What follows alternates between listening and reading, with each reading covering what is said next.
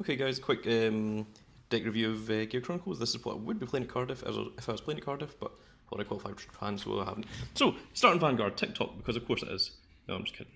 Obviously, if TikTok was legal, then that would be the thing. But instead, there are little Chronojan. So, TikTok has to be in the deck because there's no reason to not play TikTok in the deck. It's so ridiculous. 4 of this heal trigger because it has an effect, and that's its whole purpose. If you're not playing the heal trigger effect, then you want to be playing the Time Beast version, if for no other reason than this guy has an effect. Any 3 critical triggers you want, preferably Time Beast because this guy, and make them into like 6k boosters, 7k boosters, whatever. 2 of this Gear Cap because with this card over here, which hasn't been limited to 1 in English yet, it makes your Vanguard 20,000 or 30,000 or 21,000 even. Draw triggers because it needs them because of discard costs like next stage and such. This thing because it's still limited to 1 and it's still as stupid and ridiculous as it's always been. 4 of this because there's no reason to ever not use it. Tick away, I'm still playing the 1 GG. These guys, not really as necessary. I mean, the GG with Soul Blast thing, it's kind of worrisome in the deck. Could come out for the 7k that rests and drop and it's time leaked into. The problem is with GG, you can just play it from hand and you can call it back from time leak and use the effect a second time. So depending on the amount of soul, and your soul is dependent on these guys, and these guys can get you more advantage, group can get less advantage. You just have to know when to use it. You're not forced to use the effect, so like don't use it if you don't need to. 4 Milam, obviously, because I mean, why wouldn't you? 4 of the Unflip Perfect Guard, because I think it's the only thing that unflips in this deck. 4 of the Stride Enabler, I know that looks weird, but like, you see, it's still the Stride Enabler, it's just the alternate artwork. I know that scares some people. 4 History Maker, because it's the most ridiculous grade 2. Chronospin Serpent is at 3 currently, but you might want to take up to 5 10k vanillas if you're worried about Blaster. And Blaster will be a threat because people are using Blaster Blades and 9k attacks like 6 or 7 times on their grade 2 turn, if they have the setup. So it depends on how scared you are of that, but this guy is the anti-grade 0, so if you want rid of the opponent's starting Vanguard and you want to do it like on your turn 2, then yeah, that's how to do it. Call this guy. This guy is still just in the deck because really he's 13, that's his main thing. He goes into grade 1, which is sometimes GG, but I mean, that's about the most he does, He's really like, there needs to be a better grade 2. But I mean, I'm kind of thankful there isn't, because if we had like 2 History Makers, then we would never see anything except Gear Chronicle played.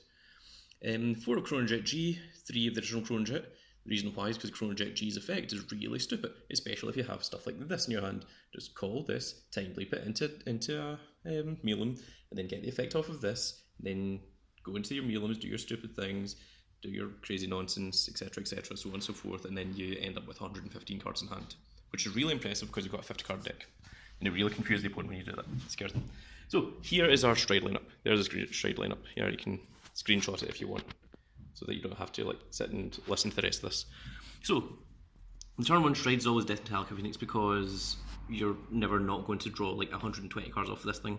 And the card you want to unflip is the Kronos Command. Your second Stride is going to be Gear Groovy. But Simon, why are you playing Gear Groovy? Because I'm playing this guy, and that's why Gear Groovy is fantastic. So Gear Groovy's effect, so your Generation Break 3, so I mean you're going to be on GB3 because you play these things. You unflip a copy of them, you Soul Blast 1 next stage, you use the effect of the next stage, so now immediately after 2 strides, you're now on GB6. And you're thinking, but Simon, then that makes it GB7. Well, that's okay because you G-guard once and you're into your GB8, and you do your GB8 and your 3rd stride, and that really upsets the opponent. But Simon, what if I don't have this? Then you better start using these things, because that will get you into your GB8 as well. If you didn't manage to G-guard for whatever reason, then your next stride is just going to a second next stage, because Gear Groovy and next stage are practically the same thing. Now, in case you're wondering what the other target for the Gear Groovy is, you just target this guy. You never use his effect, you just do it to scare the opponent. And if you do use his effect, then you should hopefully win because you've cleared the opponent's field. The GB8 is ridiculous. It's next stage on steroids, gives you an additional turn. And don't be afraid of wasting your hand, because if your opponent survives this turn, then you probably deserve to lose. Because I don't know how you lose on the turn that you do this thing. Not unless the opponent actually has a 120 card hand. Then in that case it's understandable and acceptable. Just in case, you've always got this little guy, which you can't last 1, stop the opponent Perfect Garden, If you know your opponent has a low amount of cards in hand and you've memorised what their drive checks are, which you should always, then just can't last one with this guy, get rid of the grade 1. Like, you can't perfect guard this, attack, and they're like, oh, okay, I guess I'll take it. Sea Breeze, because the opponent will stay on grade 2 against you, and there will be one game at least in a 15 round tournament that you will need to use this, and it will save you.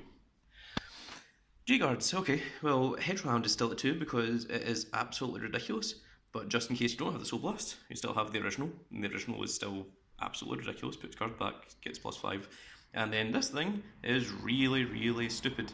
The reason why is if for some reason you have 2 heals in hand, then you do this one as your first, so you're now GB1, you do this one second, so you're now GB3, and then you go into this, which is GB4, 5, 6, and 7, and then you go into this your next turn. So if you have 2 heal triggers and you stride once, then your second stride is this guy, and that's why we're playing this. But why are you playing 5 G-Guards? You can't play 5 G-Guards, Simon, you silly monster. Nope, you can. Basically, you can't play a G-Guard if you have 4 more cards face up in your G-Zone.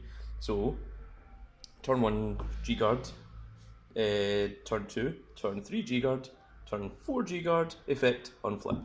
Still counts.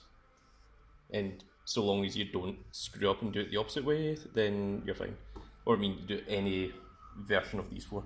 Or even you just do this twice, and you don't worry about like your 4th G-Guard. The reason why you're playing 2 of this is because you want to play it early if you want to go into your GB8, and you also want to play it late game. Because late game, this thing, rather than having +10 or +15, it will have +5, 10, 15, 20, 25, 30, 35, and then it's a 50k G-Guard, like by itself after you've went into your next stage turn. So for count last 1, you've like guarded for 50, and that puts your Vanguard at 61, and nothing's really getting over 61. Not easily anyway. And that is what I would be playing for Cardiff.